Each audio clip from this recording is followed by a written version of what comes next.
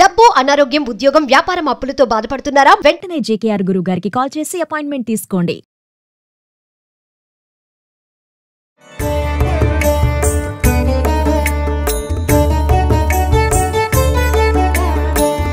నమస్తేస్తు మహామాయే శ్రీపీఠే సురపూజితే శంఖ చక్ర గదాహస్తే మహాలక్ష్మీ నమోస్తుతే.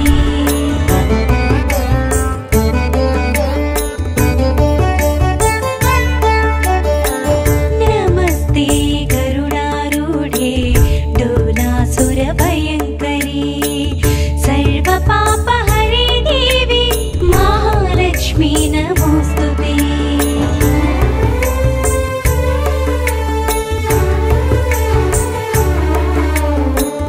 నమస్తే రమగారు. నమస్తే జయ. రమగారు, మనం వరలక్ష్మి వ్రతానికి అమ్మవారిని అలంకరించుకుంటాం కదా, రకరకాలుగా ఎవరి పద్ధతి ప్రకారం వాళ్ళు అలంకరించుకుంటూ ఉంటారు.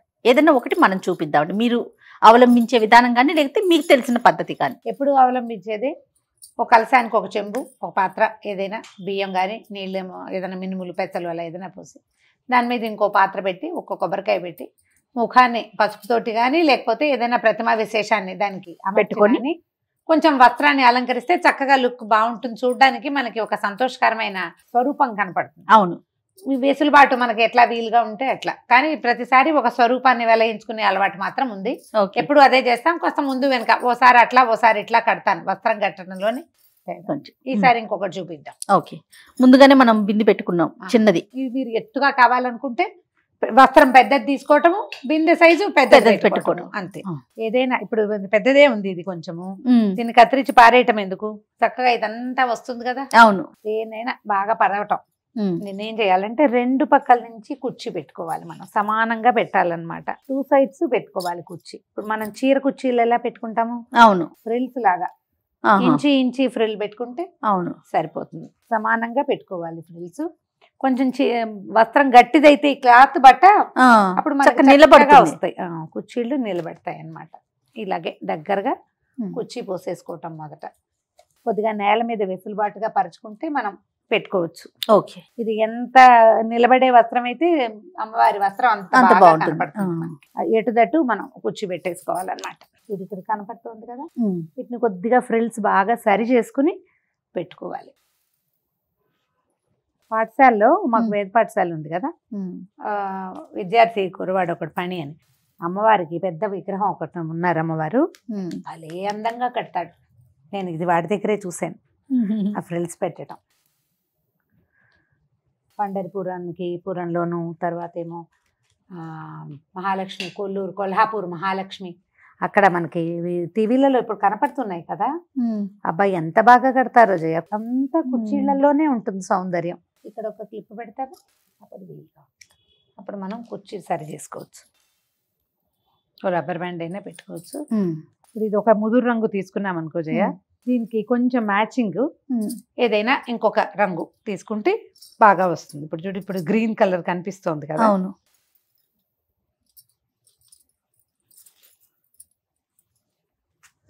ఇంత కొత్త దాకా వేస్తామా, కొద్దిగా తగ్గిస్తామా, మనకి ఎంత పొడుగు కావాలి చూసుకుని ఈ వెనకాల అడ్జస్ట్ చేసుకోవాలి. ఇది ఇక్కడ ఇట్లా ఏమైనా పెట్టేద్దాం, అక్కడ ఒకటి పెట్టుకుంటే అప్పుడు మనకి ఇలా వస్తాయి అన్నమాట. ఇలా రావాలి. ఇట్లా ఏ పక్కకి ఆ పక్కకి కుర్చీ వదిలిపెడుతుంది. ఇక్కడ ఒక క్లిప్ పెట్టేద్దాం. పెట్టుకోవాలి. క్లిప్ పెట్టుకుంటే క్లిప్ గానీ 2-3 క్లిప్పులు పెడితే గట్టిగా ఉంటుంది. చెంబు గనక మనం పెట్టింది కొంచెం పెద్ద రకంది అనుకో, అంటే అప్పుడు ఈ రౌండే కూడా సరిపోతుంది. అప్పుడు ఏం చేయాలంటే ఇక్కడ కూడా ఒకటి ఏదైనా పిండి పెట్టేద్దాం. ఇవి ఉంటాయి కదా, వాటిని ఏమంటారు, స్టేపుల్ పిన్స్. స్టేపుల్ కూడా కొట్టేయచ్చు, కదలకుండా ఉంటుంది.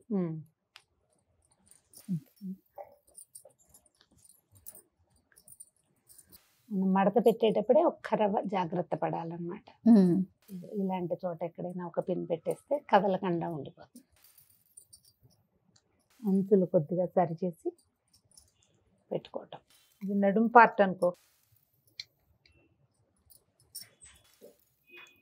ఓకే, ఇది లంగా, ఇది జాకెట్. ఇది కొంచెం యువతలకి వేసి కనుక పెడితే ఏమవుతుంది, అదొక్క రవ్వ కవర్ అవుతుంది. కొంచెం నెక్ కవర్ అయినట్టుగా ఏమీ లేదు, నేను దీన్ని జస్ట్ దీని వెనకాల పెట్టారు ఇందులో ఉన్న పీస్ని పక్కకు తిప్పి పెట్టాను అంతే. ఇప్పుడు మనం కంఠానికి ఏం ఆభరణం పెట్టదలుచుకున్నామో ఆ కంఠాభరణాన్ని కూడా పెట్టేసుకోవచ్చు.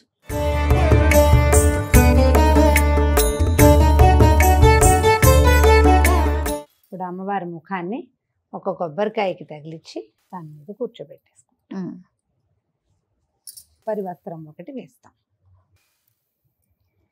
మీరు ఏదైనా ఒక అంచుని కానీ దేన్నైనా కనుక పెట్టుకుంటే ఇట్లా చక్కగా వస్తుంది. లంగా జాకెట్టు ఓణి వేసాం. ఇంకా ఏమైనా ఆభరణాలు పెట్టదలుచుకుని ఇంకా మీ దగ్గర రకరకాల ఆభరణాలు ఉంటే కనుక పెట్టుకోవచ్చు. అవి కాదనుకుంటే పువ్వులు.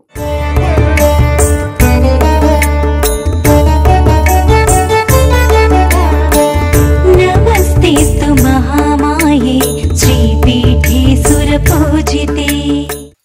గాజులు. శంఖ చక్ర గదాహస్తే మహాలక్ష్మీ నమోస్తుతే. ఇంకా ఆభరణాలు ఉన్నాయంటే పెట్టుకోవచ్చు. నమస్తే గరుడారూఢే డోలాసుర భయంకరీ సర్వ పాపహరే దేవి మహాలక్ష్మీ నమోస్తుతే. రమ్మగారు, ఇప్పుడు మనము ఈ అలంకరణలో 3 వస్త్రాలు వాడాం కదండి. కింద పరికిణీ లాగా ఒకటి, బ్లౌజ్ లాగా, రవికల్లే ఒకటి, నుంచి ఒక ఉపవీతం లాగా అంటే ఉపవస్త్రం ఓణి లాగా ఒకటి. మన ఛాయిసే, మనం ఉపవీతం వేయకుండా మధ్యలోది వేయకుండా మొత్తానికి ఈ ఎర్రదాంతో మనం పైన కవర్ చేసుకోవచ్చు. ఓకే. ఇలా వేస్తే ఏంటంటే మనం ఆ 3 వస్త్రాలు కట్టిన ఫీలింగ్ బాగుంటుంది అనమాట. మన అలవాటుని, ఆసక్తిని, అవకాశాన్ని బట్టి. అంతే తప్ప ఇన్నే వెయ్యాలి, ఒకటితోనే చేయాలి, 3తోనే చేయాలని లేదు. మీరు అన్నట్లుగా మన ఆసక్తి, అలంకరణ చాలా బాగుంది రమ్మగారు. ముచ్చటగా అనిపిస్తున్నారు. మీ ఇంట్లో ఉన్న నగలన్నీ అలంకరించి ఏ గొడవలు, కొట్లాటలు, హడావిడి, హైరాణ లేకుండా అలంకరణకే మధ్యాహ్నం చేసేయకుండా 5 నిమిషాల్లో అయిపోవాలి. ఇవన్నీ ముందు రోజు రాత్రి ప్లాన్ చేసుకోవాలి. అప్పటికప్పుడు మిగిలిన వంట అయ్యాక 10 నిమిషాల్లో అమ్మవారిని అలంకరించి కూర్చోబెట్టుకోవాలి. అంతే. రమ్మగారు, అలంకరణ వరకు బానే ఉంది. ఇంకొక అనుమానం వస్తూ ఉంటుంది. మనం శుక్రవారం రోజు పెట్టుకుంటాం కదా, సాధారణంగా మనం ఇంట్లో ఏదైనా దేవుణ్ణి పెట్టుకున్నప్పుడు కదిపే రోజును కూడా చూసుకుంటాం. 3వ రోజు, 5వ రోజు ఇట్లా. మరి ఇప్పుడు ఈ అమ్మవారిని ఏం చేయాలండి, ఎట్లా? ఒక్కొక్కళ్ళు ఒక్కొక్క విధానాన్ని అవలంబిస్తారు. శుక్రవారం నాడు కదపకూడదు అనుకుంటారు. శుక్రవారం కదపకూడదంటే సాయంకాలం దీపారాధన చేయాలి, శనివారం పొద్దున సాయంత్రం దీపారాధన చేయాలి. అవును. చేసి ఆదివారం పొద్దున్న దీపారాధన చేసి అప్పుడు అమ్మవారిని కదపచ్చు, ఒక విధానం. రెండోది, మనం ఏ వ్రతమైనా సరే వ్రతం అయిపోయాక పునఃపూజ చేసి వెంటనే యజ్ఞేన యజ్ఞమయంత దేవాహ పద్యం శ్లోకం చెప్పుకుని అప్పటికప్పుడు కదిపితే దానికి శుక్రవార నియమం లేదు. సాయంకాలం కదపాలంటే మీకు పనికిరాదు. వ్రతం అవుతూనే మనం పరమేశ్వరార్పణ వస్తు అని నీళ్ళు వదిలిపెట్టామా? అవును.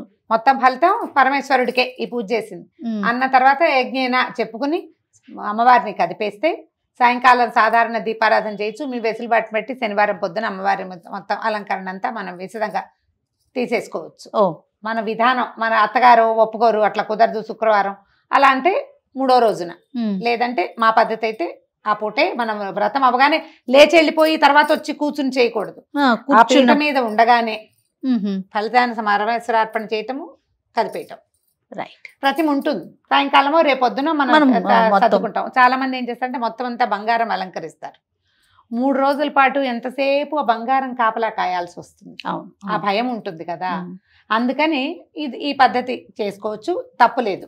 మనం ఆ పీట మీద ఉండగానే చేస్తే తప్పు ఉండదు. రైట్ రమ్మ గారు, నమస్తే. నమస్తే.